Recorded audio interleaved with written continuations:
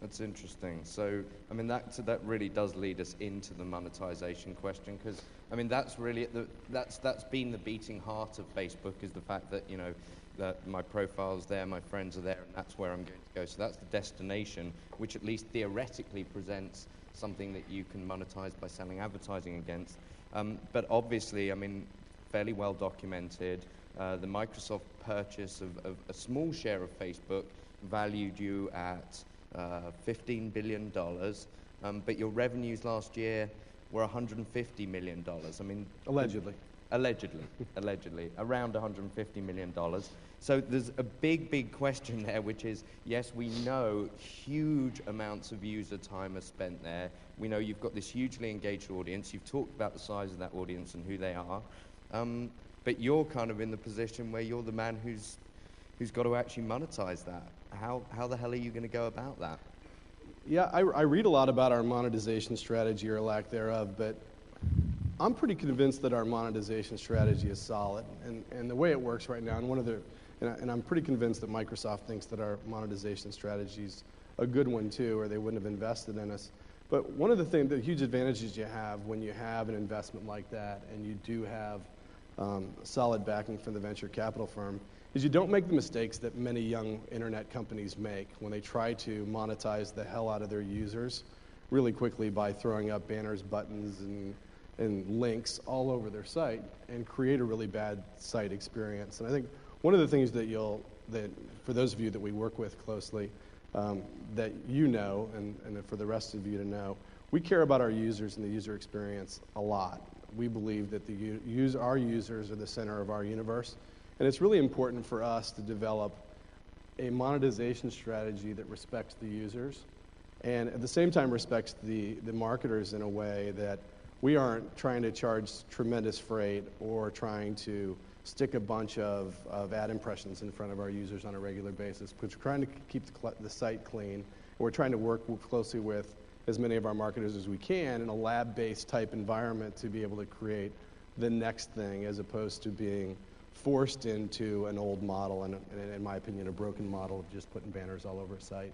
I think that raises two questions. I mean, firstly, I can't let it pass. You're saying that your sort of primary concern is that user experience, but I mean the beacon system, the beacon advertising system, clearly pissed off a lot of those users. I mean, basically, do you want to actually explain what? I mean, essentially, a sort of recommendations on steroids, where if I purchase something from a site that was one of Facebook's business partners, that would then be distributed to everyone else in my network, telling them I'd purchased that. And this thing got shot down pretty quickly as a monetization strategy. So, and doesn't that didn't look like you were looking after your users there? Yeah, that didn't go very well, did it? No.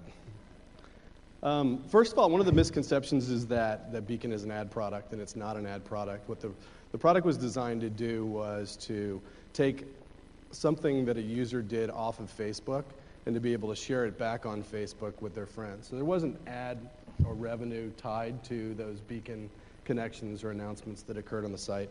The other misconception is that it was all about e-commerce, and I think the story that went around is that some woman found out that her fiancé had bought her a wedding ring or something. I think that was the story, that it was all about commerce, but...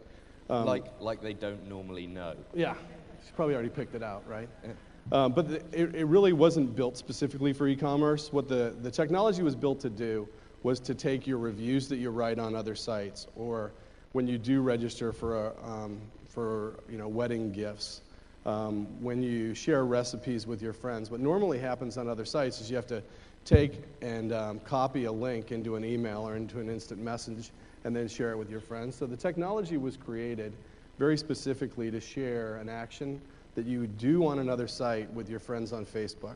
We absolutely made mistakes, there's no question. We didn't communicate very well. We didn't educate our consumers very well. We did an opt-out instead of an opt-in. Did you ask them, though? I mean, shouldn't something have tipped you off to the fact that was going to annoy people? One of the challenges you have, so the answer is yes, but obviously not enough. And one of the things that happen in an environment where you aren't just copying a business model, a broken business model, and you're out iterating and innovating every day, is we're going to make mistakes, and hopefully this is the biggest one we ever make, or somebody else will be sitting up here next year talking with Jonah if it isn't, but hopefully working more closely with marketers in a more lab-based environment prior to release of products like this are going to help us a lot and help us avoid mistakes like this. It's not a dead product. It's something that we continue to use. We're for the most part, using it, as mentioned before. On an opt-in? On the absolutely opt-in. It's a permission-based thing. You agree to share, or you elect to share that event with your friends as opposed to having to opt out of it at the end. I want to come back to, because you kept saying, well, you know, we think our monetization strategy is good, and Microsoft thinks our monetization strategy is good, but I think you've got to tell us a little bit more about what that is. But I want to put another question to the audience here, just to get a sense of whether, you know, some of the media players here and the marketers here actually think that social media sites are going to be important to them. So if we can run the question, how central of a role do you expect social media sites to play in your advertising and marketing programs in the coming year? You can answer that one.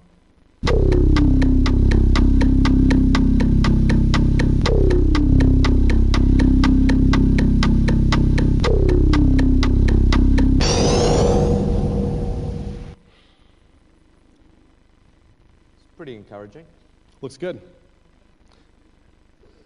That's pretty normal. I mean, but what are they going to do? Because I mean, I think we all know that the model of simply, okay, here's the content over here, and we're going to put the ads next to it. That's really not going to wash. I mean, the effectiveness of that is constantly in decline. It has some scale, but frankly, there are portals who could offer people much bigger scale if that was what they're looking for. So what is this monetization strategy? What are you going to do with these people who think it's either critical or important? How are you going to work with them? Yeah, I mean, as far as to the scale question, I think it's important that you know, the marketers are looking for a broad reach across the internet. There are certainly ways that you can do that. If you want to run the same banner campaign across a bunch of sites, you can do that using Facebook through our partnership with Microsoft, and that's one of the main reasons why we've created that relationship and why it's going as well as it is. But as far as the specific marketers that we work with, I mean, these numbers are you know, they're compared to what they were 2 years ago when I first joined the company. What it would look like for the most part, there'd be a lot of 4s and 5s. And the real difference is that instead of marketers coming to us and asking why social media, why social networking, and why Facebook, the conversations that we're having, at least most recently in the last 6 months or so, are how Facebook, and how do we do it right? I mean, to your question. So most of the conversations we're having with marketers is to find ways to help engage consumers and to make their brand part of a conversation and be able to create measurement around that. You know, we do anything from creative testing to developing a new product to launching a new product to you know, trying to create more of a dialogue between a brand manager and the user base. I mean, it's pretty broad scale, but what most people are using Facebook to do right now is to find the way to create a more engaging environment and not just, you know, create a disruptive digital campaign across the audience. But with all those things, I mean, there is an extent to which I sort of feel like if I were a brand and I were to go and get a social media expert to help guide me through it, and he knew several very smart developers and great creatives, essentially I can play on Facebook without spending a dime. Mm-hmm. And I mean, that really seems a problem. Everything you've said today is, okay, we're not going to have there's no toll for the developers, there's no cost, as we know, to the users, and for these advertisers, there's a lot of ways in which you can interact with the Facebook audience in really engaging ways without spending a dime. I mean, is that really the... That's absolutely true, but what I would say is that there are very few brands on the planet that can create a viral campaign as well as media can help launch a viral campaign. And it's pretty similar on Facebook. I mean, yes, you can create a Facebook page for free. Yes, you can create an application for free. Yes, you can create a sharing campaign for free. You can run ads on NBC that send you to your Facebook page and create viral campaigns. You can do all of those things. What our media does is it helps ignite and launch and then create an ongoing dialogue with the consumer. So it's important that they know that your program or your promotion or your contest or your brand exists. It's just as important once you've started that relationship with that consumer to continue the dialogue, and it's just as important for you to take a look at the profile of a consumer who's passionate about your brand and then be able to do look-alike targeting so that you can go out and find people that look like people who have raised their hand and have fanned your brand or have engaged with your brand on the site. So what the media opportunity is and what the advertising opportunity is and what my team talks to the market a lot about is how to create a campaign from the very early planning stages that can leverage all media to be able to create the viral relationship that you want to create for your brand. So does that make you, I mean, because obviously one of the beauties of the Google model is how scalable it was, right? Everyone can actually have into that console and pay them, and Google never has to do anything about it.